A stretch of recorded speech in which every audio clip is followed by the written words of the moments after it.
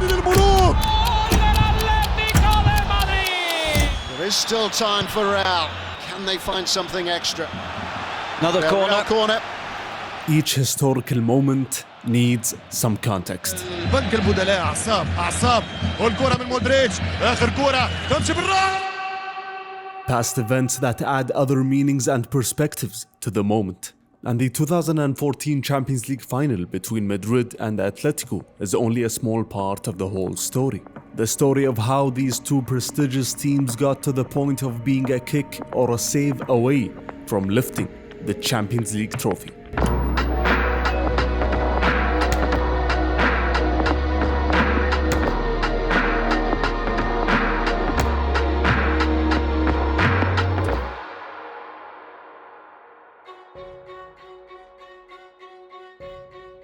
After a long series of poor results, Real Madrid president Florentino Perez decided to resign on February of 2006.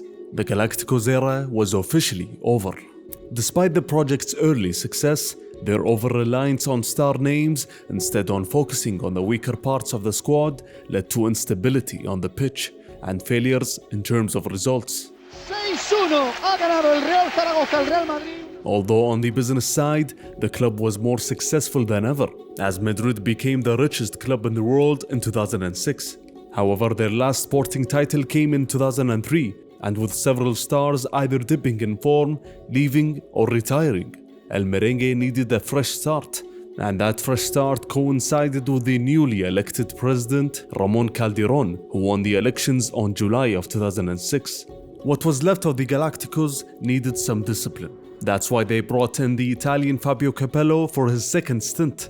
And taking advantage of Juve's relegation, they brought both Cannavaro and Emerson from the Italian side. And with Ronaldo's problems, Capello wanted to depend on a consistent number 9, as Van Nistelrooy joined from United along with Reyes from Arsenal.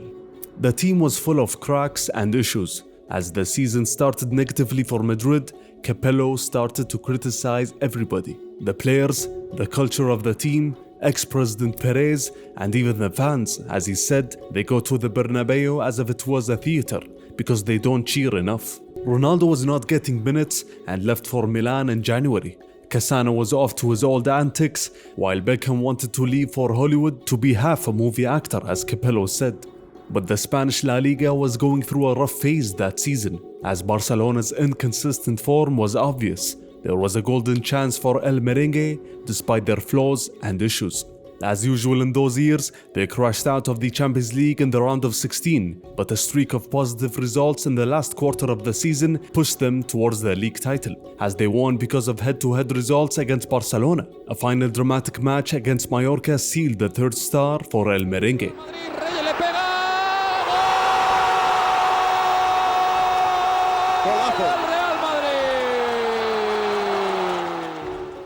As was the case in '97, Capello left after a single season. The sporting director Mijatovic stated that the Italian was not the right man for the club.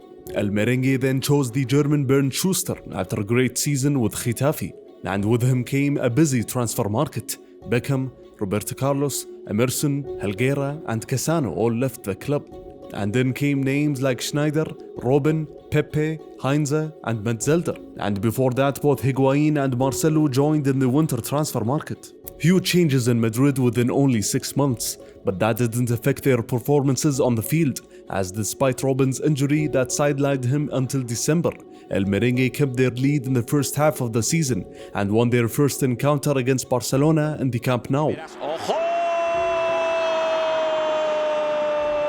But a similar script to the previous years meant that Madrid crashed out of the round of 16 in both the Champions League and Copa del Rey. Calderon started speaking about the failure of the season and the idea of replacing Schuster for next season. And those quotes affected Madrid's results in February and March, as they lost 5 out of 8 matches, but were still competing thanks to Barcelona's inconsistent form. The La Liga title was sealed after a great comeback away at Osasuna, as El Merengue were losing until the 84th minute, but managed to mount a comeback in dramatic fashion.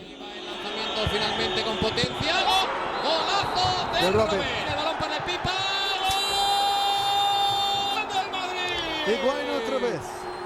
Gol del Madrid, se vuelve Rumors started circulating about Cristiano's potential arrival in the summer of 2008, but Ferguson's insistence on keeping his Portuguese star spoiled Calderon's plans. But Madrid didn't stop acquiring players, as Van der Vaart joined in the summer, while Huntelaar joined in the winter.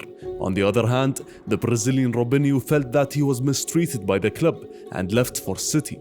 A second season for any Madrid manager is a rare thing, and it didn't happen since Del Bosque's days. It quickly became apparent that the German would not last long. Injuries to key players curtailed Madrid's season, as Van Nistelrooy was injured in November and was out for the season. Madrid's bad start paired with the success of Barcelona's new manager Guardiola led to Schuster losing hope in the season, as he said in October that they'll focus on the Champions League. It was not looking good there either, with 2 successive defeats against Juventus. The manager's lowest moment came when Madrid crashed out of the Copa del Rey against Division B side Real Union. Schuster's quotes pointed towards a man who wanted to be relieved of his duties. His wish was granted after back-to-back losses in the league, as Schuster was sacked in December of 2008. When new Spanish manager Juan de Ramos took over, he immediately faced some instability in the club, as President Ramon Calderon resigned from his position on January of 2009 following serious accusations made by Marca. Vicente Boluda took over and quickly announced elections for the following summer. Despite the huge defeat against Liverpool in the Champions League round of 16, Ramos managed to bring back some joy to the Bernabeu. 17 wins in 18 league matches, thanks to goals of Higuain and Raúl. This pushed Madrid closer to Barcelona in the standings before a pivotal Clásico at the Bernabeu. It was a historic night for all the wrong reasons. Oportunidad, Henry, gol! Puyol acaba de poner 1-3, gana el Barça, 2-4. Idéntico este Barça de Pep Guardiola, 2-5 en el Bernabéu. El sexto en el Bernabéu. The La Liga was surely gone, as Madrid lost all their remaining matches and focus quickly turned to the upcoming elections, as candidate Florentino Perez was the favorite and promised a lot, as he criticized the sporting project of ex-president Ramon Calderon and said, "We must make an economic effort to do in 1 year what we should do in 3. Perez was not exaggerating, as Madrid participated in a historic transfer market, an important mercato, especially after Barcelona's treble. Almost €250 million were spent in one summer. Cristiano Ronaldo, Kaká, Benzema, Xabi Alonso, Arbeloa, and others joined as El Merengue opened a new chapter. Many have left as well, as most of Calderon's signings were sold. The sporting director Mijatovic left as Valdano came back, and Manuel Pellegrini was chosen as manager. Despite the early injury to Cristiano, El Merengue started the season excellently, as they were a goal-scoring machine, especially as Ronaldo came back. Despite their defeat in the first Clásico, it was obvious that this would be a long and tiring battle for the La Liga. In the other competitions, El Merengue faced repeated issues. They had an early and embarrassing exit in the Copa del Rey after losing by 4 goals against second division side Alcorcón, and another round of 16 exit in the Champions League against Lyon. But the goal-scoring machine didn't stop in the league, as after their loss against Barcelona in November, Madrid played 28 matches and won in 24 while losing only 2. One of those losses came against Barcelona again. Both teams entered that match equal on points, and El Merengue was defeated at home thanks to goals from Messi and Pedro.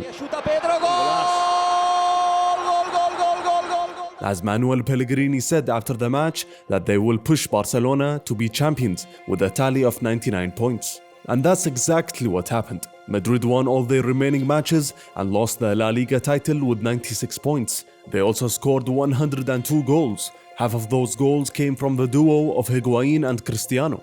Pellegrini was confident in the idea that he'll continue next season, but what happened in the Champions League that year gave Perez other ideas. Inter Milan succeeded in winning the Champions League at the Santiago Bernabeu, and the Nerazzurri denied Barcelona from writing history and lifting the trophy on Madrid's ground. The man behind that success was Jose Mourinho, the man who was denied the chance to coach Barcelona in 2008. He was the perfect man to lead Madrid and try to end Barca's reign, but with him nothing comes with peace and tranquility. It was the start of a war, both on and off the field. With the arrival of Jose Mourinho, Madrid started a new chapter, and not because they signed many players like Di Maria, Ozil, Khedira and Carvalho, but because of the departure of club legends. Guti left for Besiktas after playing for Madrid since '86 with the youth team, and Raul left after he felt he was not going to get many minutes. He didn't play much under Pellegrini, and despite Jose's desire in keeping Raul, he didn't have a great relationship with Florentino Perez, and similar to what happened to most Real Madrid legends in the past, Raul's relationship with the fans turned sour as he left for Schalke in the summer.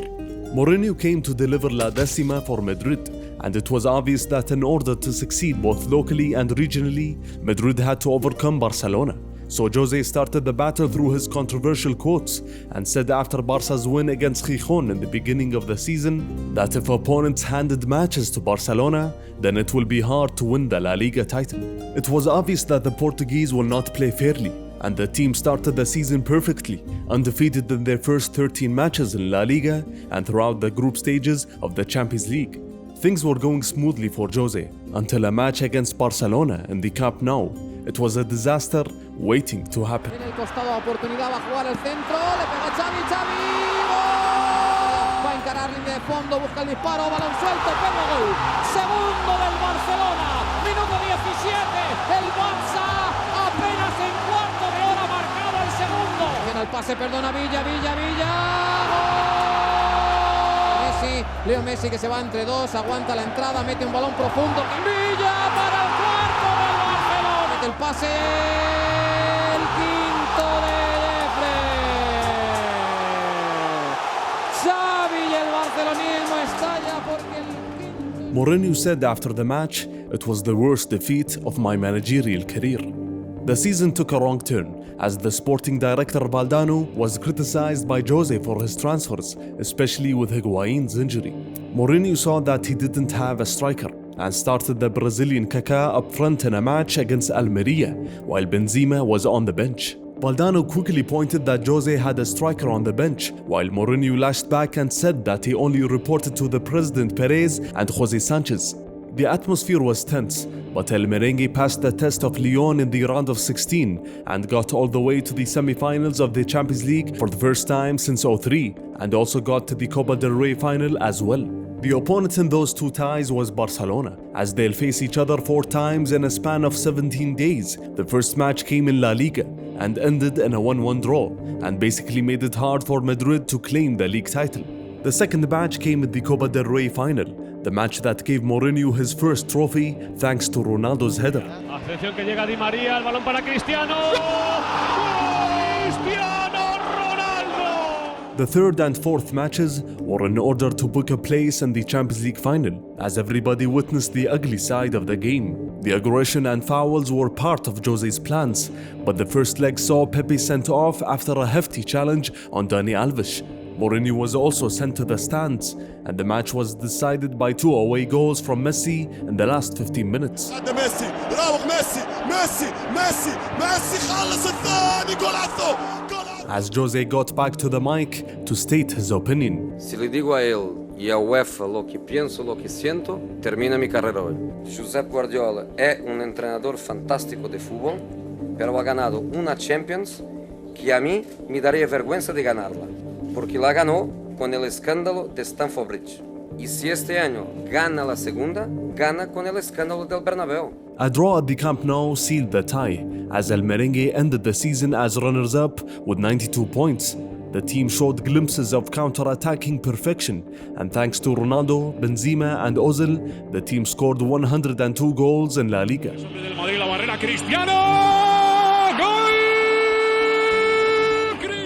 In the following season, and in order to increase the harmony of the team, Valdano was sacked, as Perez said that they wanted to give Jose more freedom, and despite that freedom, it was a quiet transfer market, as left-back Contrao joined, along with the Frenchman Varane based on Zidane's recommendation, and also Shaheen and Alton Top. The Barcelona-Madrid rivalry was still tense, as they met again in the Supercopa, as the end of the match showed us the ugly side of Jose. Yet another unsavoury ending to a battle between these two teams. But throughout the season, we also saw the great side of Mourinho as well, as Madrid played a structured but a very attacking type of football.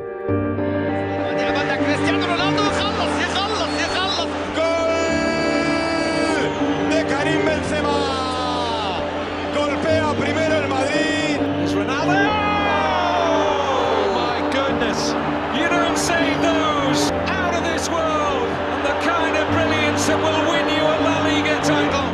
And managed to score 121 goals in La Liga only, a record that is still unbroken. The trio of Ronaldo, Higuain and Benzema scored most of those goals, with Ozil the main creator. The key match of the La Liga season was the Clasico at the Camp Nou. Ronaldo scored after a beautiful pass by Ozil. كرة ممتازة خطيرة، يقرب الفرصة والكرة والثاني، الهدف الثاني للملوك. It was Madrid's first win at the Camp Nou since 2007. Madrid managed to get to the semi-finals of the Champions League again, this time facing Bayern. Following the first leg defeat by 2-1 at the Allianz Arena, Madrid got back to the Santiago Bernabeu to seal the tie. After 15 minutes, Ronaldo started the match in the best way possible. Ronaldo does score. Ozil, Ronaldo two. Robin managed to tie the aggregate score, and only penalties will decide the tie. He is denied brilliantly by Neuer. And Neuer saves again, perhaps even better. Ramos, still travelling. What a pressure penalty. Schweinsteiger. Bayern Munich will play in the final. A devastating loss for Mourinho and Madrid. La Decima was postponed for another season. In La Liga, El Merengue broke another record as they won the title with 100 points. Jose's men gave it their all. Only the European Cup title was evading them.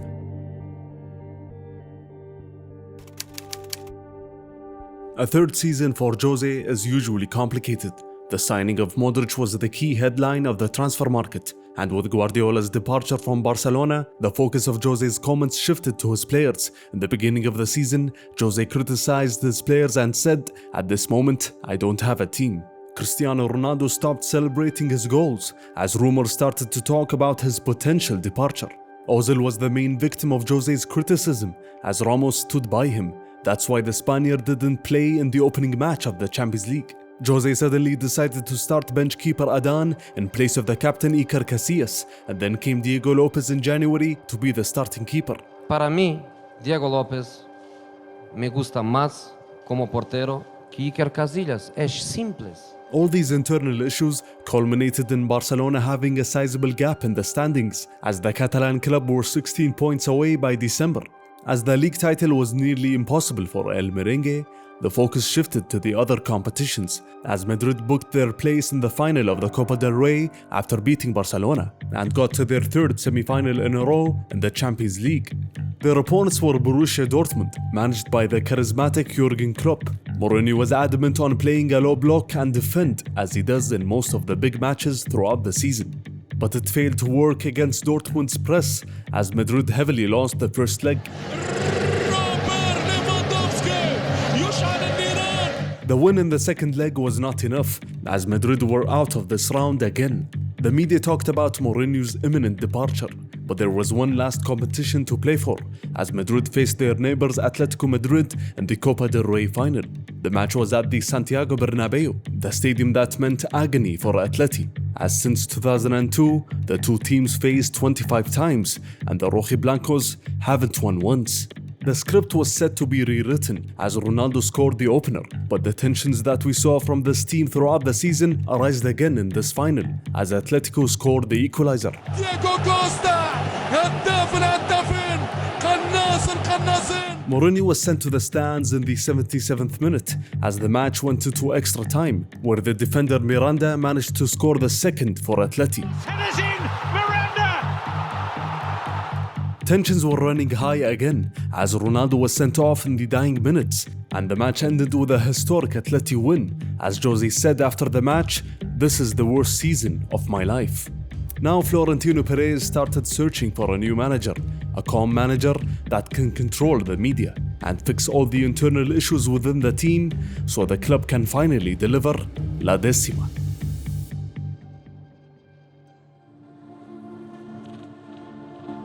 In the 99-2000 season, Atletico Madrid were in trouble.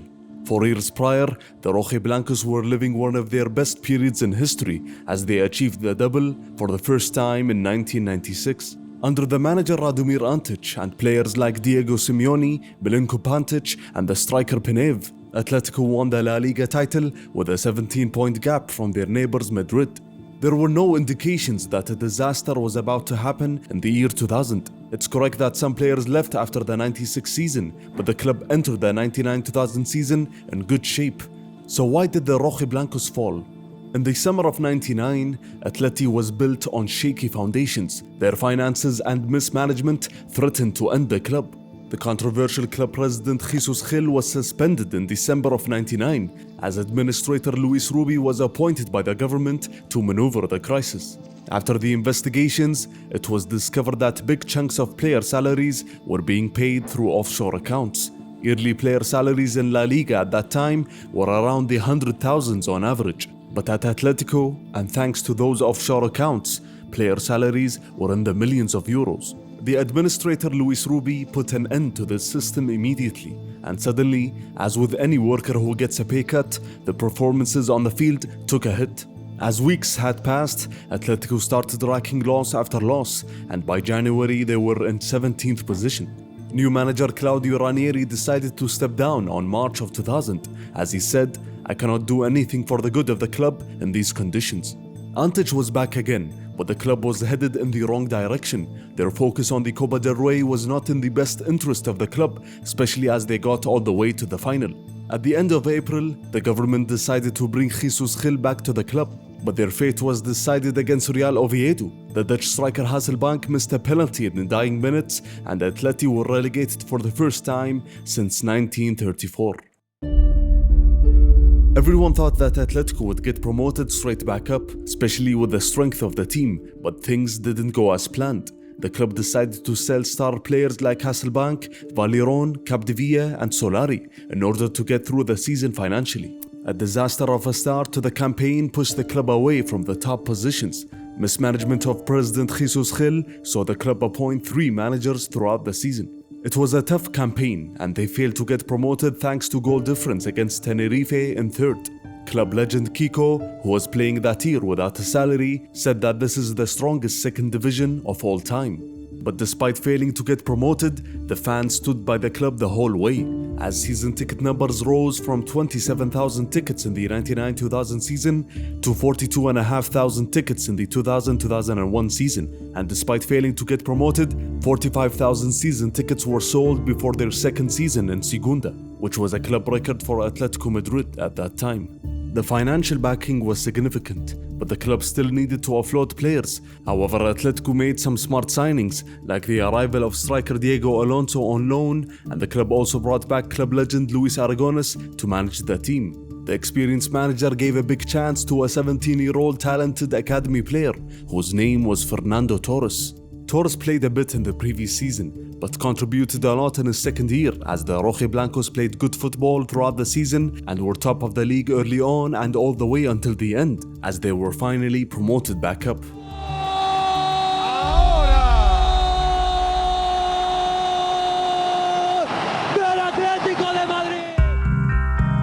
The fans were optimistic and hoped for an immediate return to Europe, but the reality was far away from that. Despite Atletico getting close to those precious European spots in the middle of the season, bad results in the last couple of months saw them drop to the 12th position in 2003. In that year, we saw the true emergence of the young Fernando Torres, as he scored 13 goals, which was over a quarter of the team's tally of goals that season. It was also the year that saw controversy within the club as tensions rose between club president Jesus Gil, sporting director Paulo Futre, and the manager Luis Aragonés. It ended with the resignations of both Futre and President Gil, and also saw the sacking of manager Aragonés at the end of the season by the new president.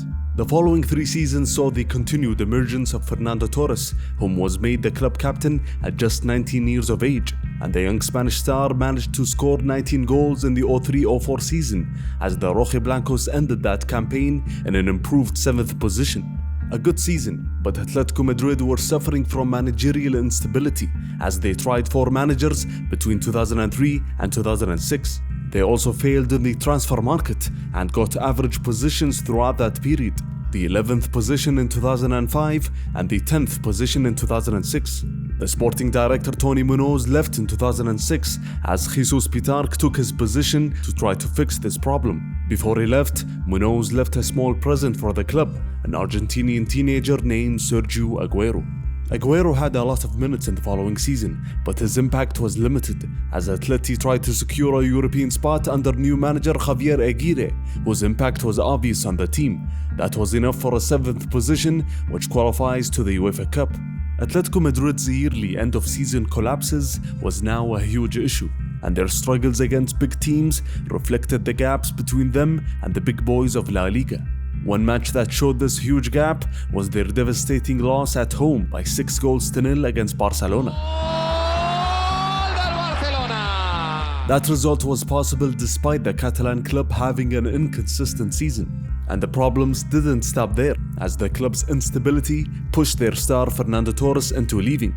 Torres was one of the main reasons the Rojiblancos avoided the relegation spots in the previous seasons, but a mixture of great transfers and young talents within the club pushed the team forwards towards success. The Mexican manager Aguirre kept his job for another season, and the club made some important signings in the summer, as in came Simao, Raul Garcia, Reyes, and the clinical striker Diego Forlan. And after winning the Intertoto Cup in the summer, Atletico Madrid were given direct access to the group stages of the UEFA Cup. It was their first official European participation since 2000. Both Forlan and the teenager Aguero created an amazing partnership as they scored 35 goals between them in La Liga only, and that pushed Atletico to get the 4th position with 64 points. Finally, the Rojiblancos had qualified to the Champions League for the first time since '97. The strikers played at a high level in the following season as they participated in a tough group within the Champions League as Atletico managed to qualify as runners-up.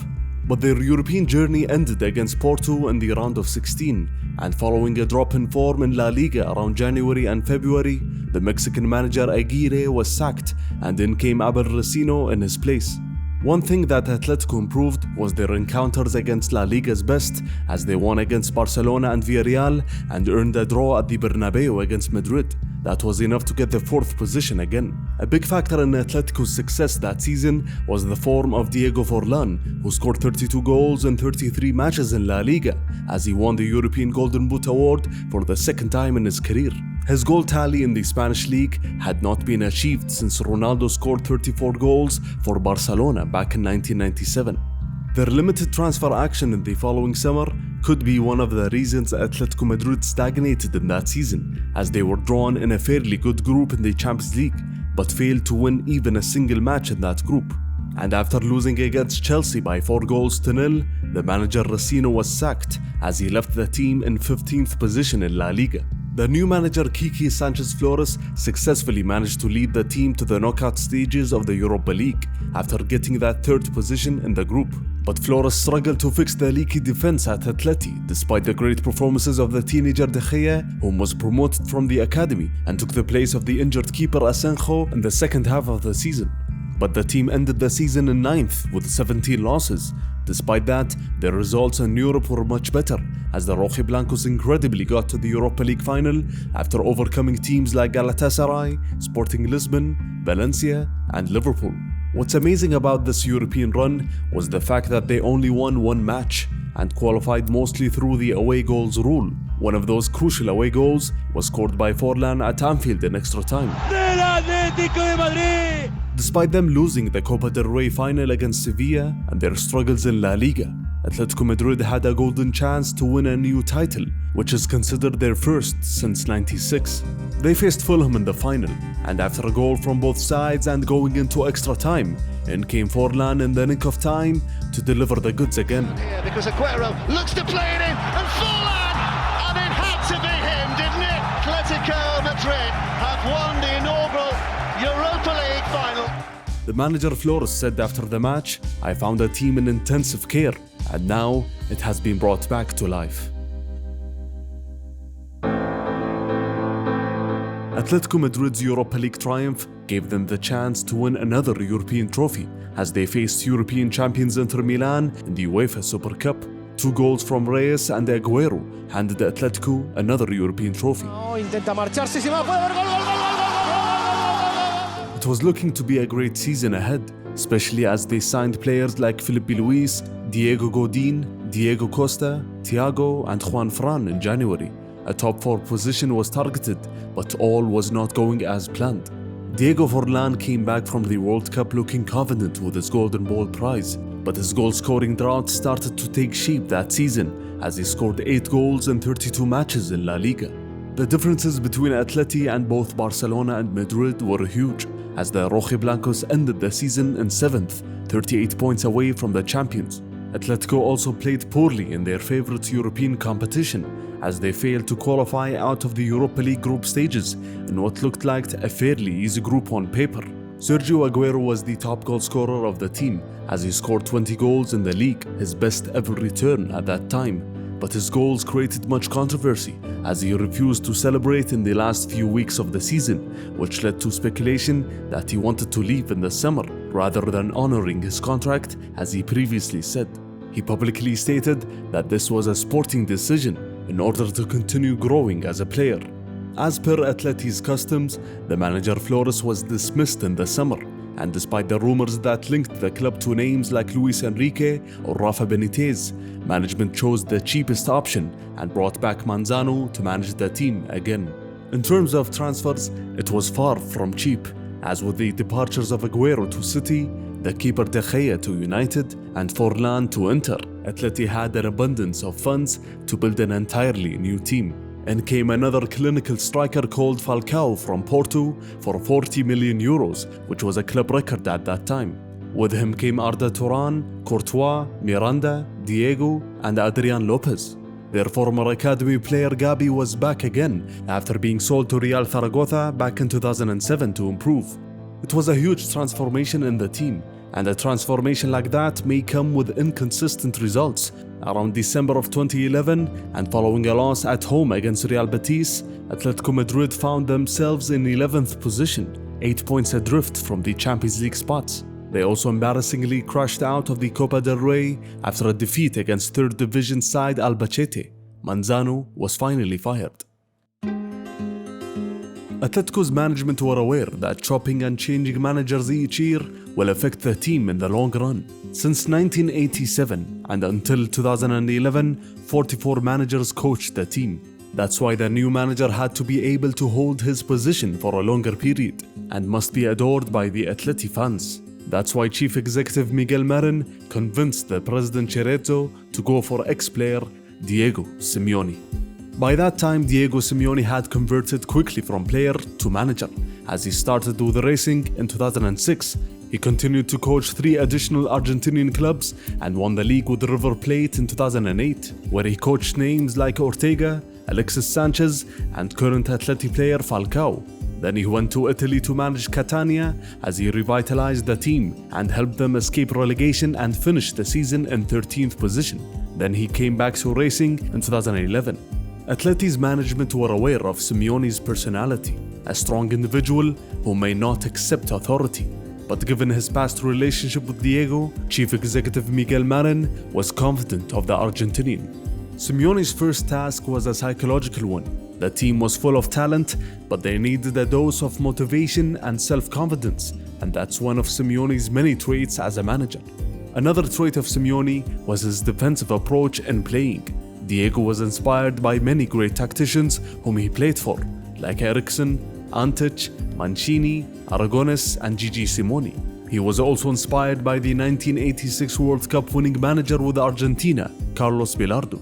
All of that was evident on the field, as Atletico Madrid kick-started their resurgence under new manager Simeone with 6 consecutive clean sheets. Simeone previously said that you can't have a favorite formation for the fact that we, as managers, have to adapt to the players we had at our disposal. And during that season, Simeone favored the 4-2-3-1 formation, and with a strong defense and Falcao's crucial goals, Atletico Madrid managed to get to the Europa League final again after huge wins against Lazio, Besiktas, Hannover, and Valencia. Their La Liga form got much better as well, but was not enough to secure a Champions League qualifying spot. And in their second European final in 3 years, Atleti destroyed the Bilbao side coached by Bielsa, thanks to Falcao's double and a goal from Diego. ¡Gol de Diego! El Atlético de Madrid es campeón de la Europa League. Entrega Platini, la levanta Antonio López. El Atlético de Madrid es campeón de Europa. Simeone's first full season was looking to continue the momentum gained from the previous one, with Courtois' loan being extended, Diego Costa coming back from loan, and another season of Falcao. The Rojiblancos were aiming for the top 4 and a Champions League ceiling spot. The team faced European champions Chelsea in the UEFA Super Cup and won handsomely after a great hat-trick by Falcao. To the path of Falcao! Deadly man up front! The Colombian striker was the main superstar in the team as the season started. Atleti were fighting with Madrid and Barcelona for the top spots, while Falcao was battling it out with both Messi and Ronaldo for La Liga's Best Goalscorer award. But despite Falcao's brilliance, there was internal fears at Atletico. Falcao's signing from Porto came despite Atleti having many debt issues. That's why they got assistance from a third-party investment company to help sign Falcao back in 2011. But they also managed to get over 50% stake in the player, meaning that as El Tigre was performing, this investment company can sell the player to the highest bidder in the summer for profit, and Atletico can't do anything to stop the transaction. So the Rojiblancos were hoping that Falcao gives it his all in order to help the team in winning titles before his imminent departure in the summer. Falcao and the team succeeded in achieving what they hoped for as they finished in 3rd position in La Liga with 76 points, their best points tally since winning the league in '96. As Falcao scored 28 goals in La Liga, as the team performed exceptionally well in terms of defending, as their keeper Courtois conceded 31 goals only in the league. The Rojiblancos also had a final to play against their neighbors Madrid at the Bernabeu.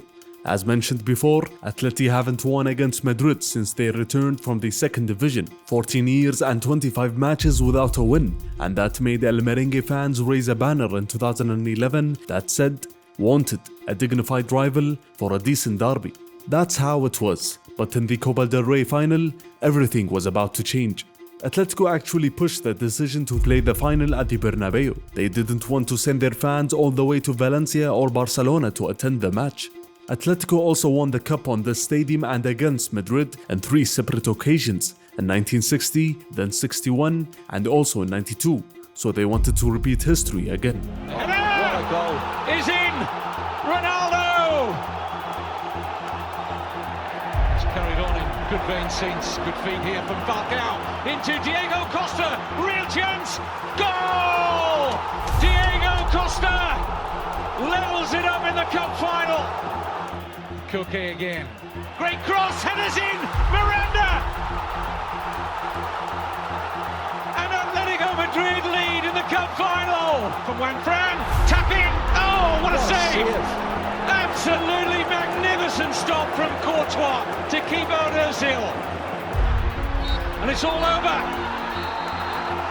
What a way! The perfect way to end 14 years of hurt.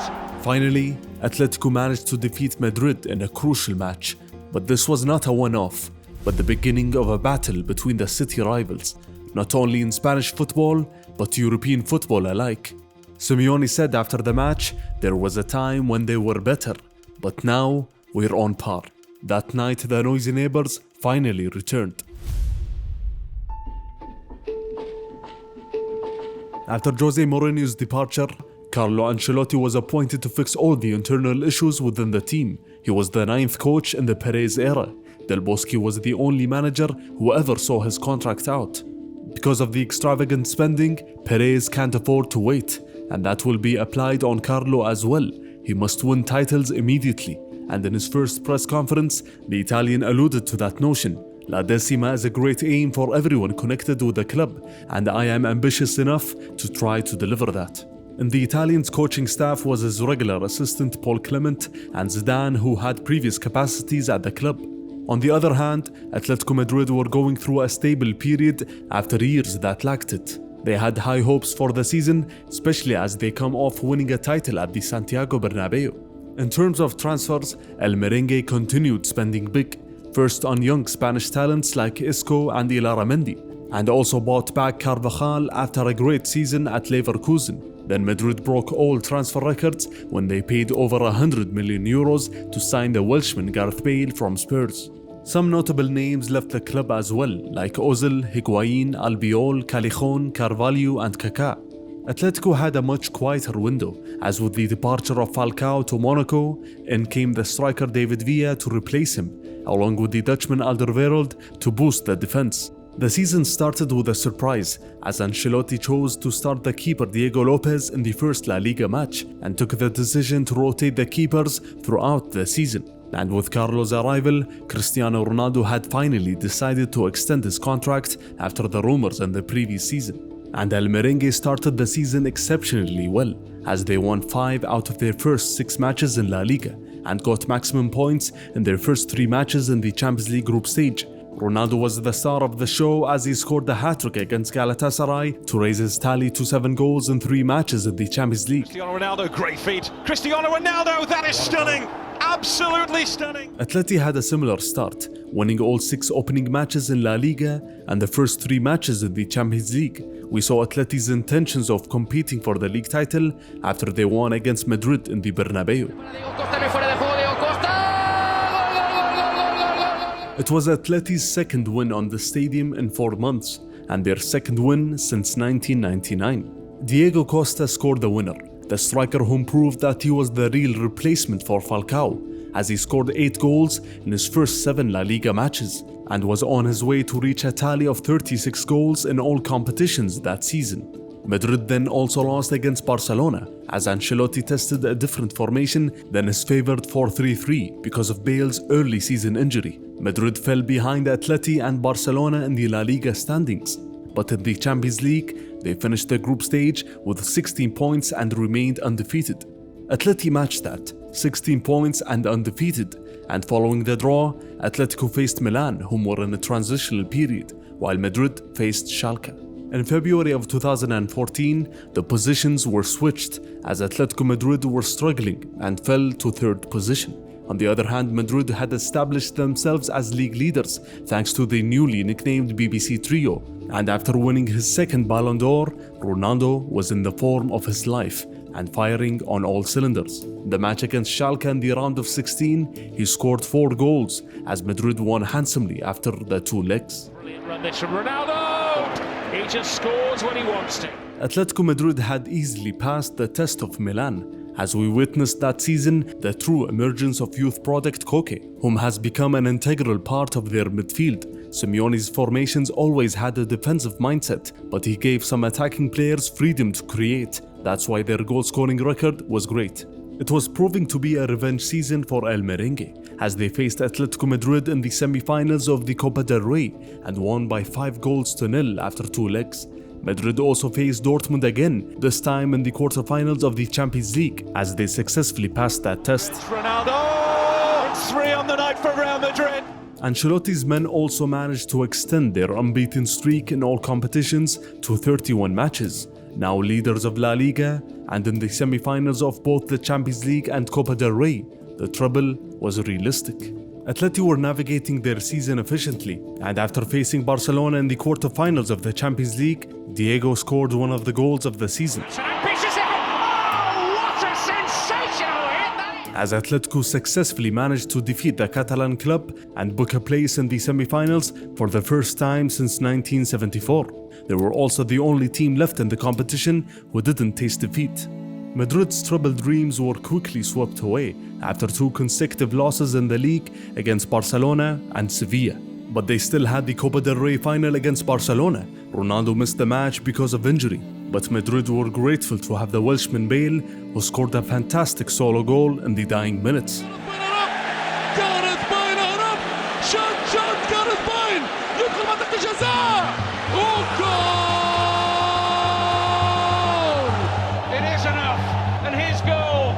Decisive late on.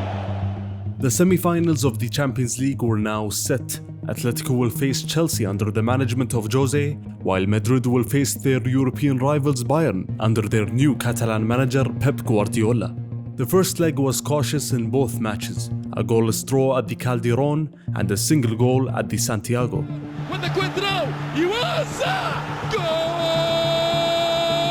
So in the return leg, everybody had a chance to get to the final. Modric with the corner. It's a great header from Sergio Ramos. And Real Madrid take the lead in Munich. كرة خطيرة بالراس والهدف الثاني انها المريكي راموس راموس Goal! Fernando Torres, big deflection. The counter-attack spells trouble here for Bayern Munich. Benzema finding Bale. رونالدو gol de Cristiano Ronaldo. La llegada que es buena, ahí está Juanfran, le queda gol de Adrián para el Atlético de Madrid. Ahí el penalti que ha pitado, cometido con Costa, golpea Diego Costa.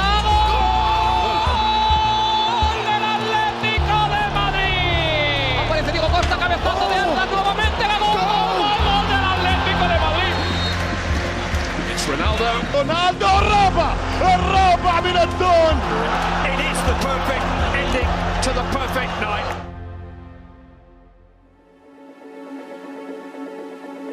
Before the European final, the Spanish La Liga had to be decided.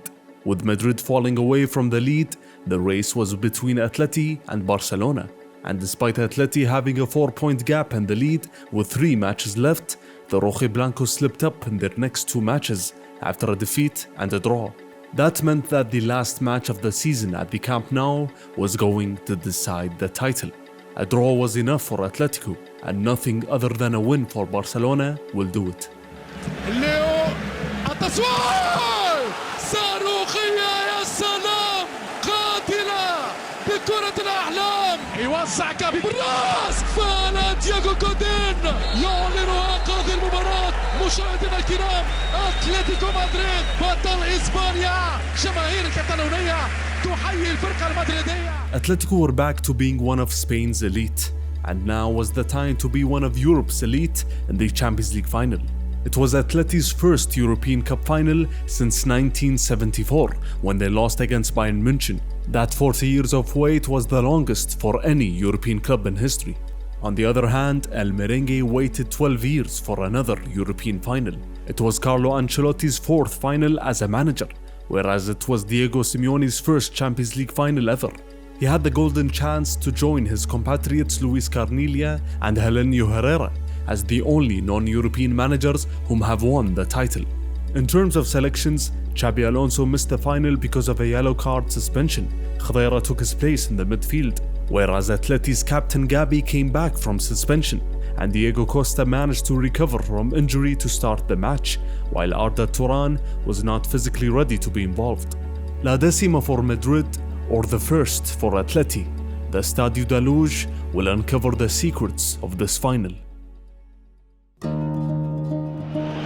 It's Real Madrid who get us underway. The Stadium of Light in Lisbon is Madrid's for an evening. Diego Costa has been forced off. This is a major blow. The gamble hasn't worked. Adrian Lopez comes on in his place. A change after only 9 minutes. A little bit of an altercation there, not too serious.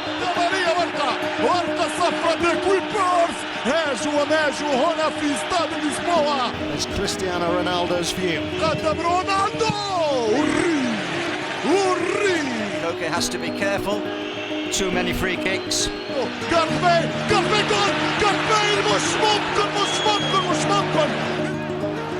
Casillas thought about coming, didn't get there. Casillas was at fault, no doubt about that. He was caught in no man's land by Gabi.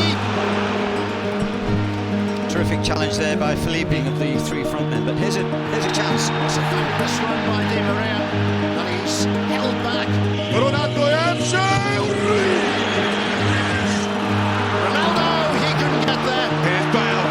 Gareth Bale's in. No! Well, he's having the chances. We've got to put that down to a third one. There's still time for Real. Can they find something extra?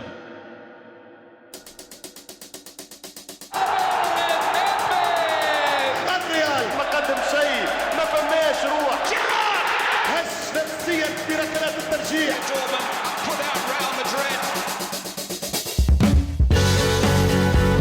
تمشي بالراس جولاتو del Merengue.